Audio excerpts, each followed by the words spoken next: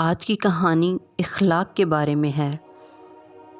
گاؤں کے کنویں پر 3 عورتیں پانی بھر رہی تھیں۔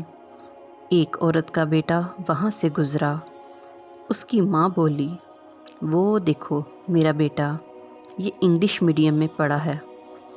تھوڑی دیر بعد دوسری عورت کا لڑکا وہاں سے گزرا۔ اس کی ماں بولی، وہ دیکھو میرا بیٹا CBSI میں ہے۔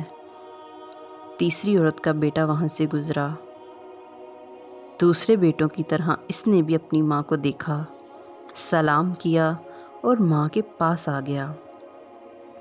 پانی سے بھرا ہوا گھڑا اٹھا کر اس نے اپنے کندھے پر رکھا، دوسرے ہاتھ سے بڑی ہوئی بالٹی اٹھائی اور بولا، چل ماں گھر چلیں۔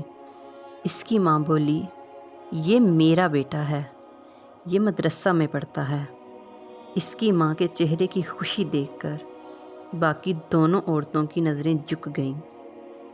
اس کہانی کا مطلب صرف یہ ہے کہ لاکھوں روپے خرچ کر کے بھی تمیز اور اخلاق نہیں سکھائے جا سکتے۔